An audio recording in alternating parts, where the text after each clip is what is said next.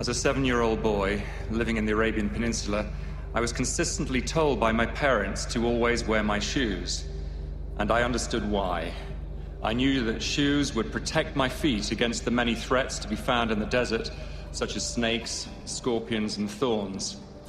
One morning after a night's camping in the desert, I wanted to go exploring, but I did not want to bother putting on my shoes.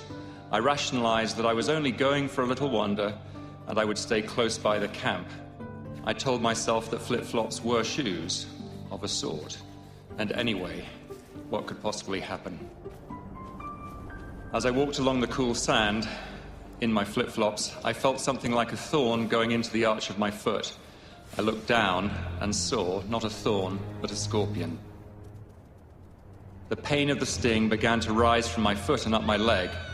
I grabbed the top of my leg to try and stop the searing pain from moving further, and I cried out for help. My parents came running from the camp.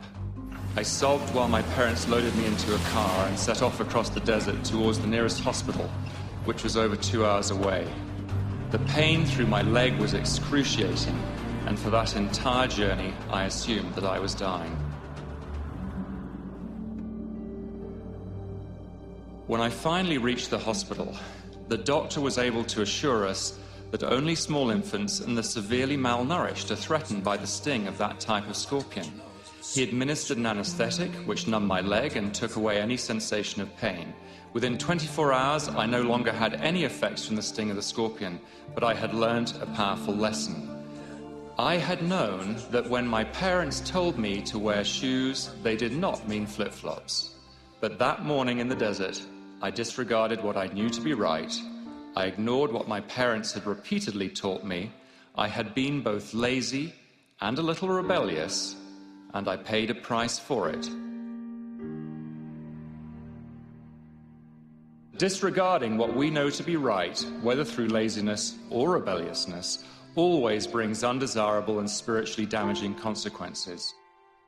We find healing and relief only when we bring ourselves to the feet of the great physician, our Savior, Jesus Christ. We must cease fighting against God and instead give our whole hearts to Him, holding nothing back. Then He can heal us. Then He can cleanse us from the venomous sting of sin.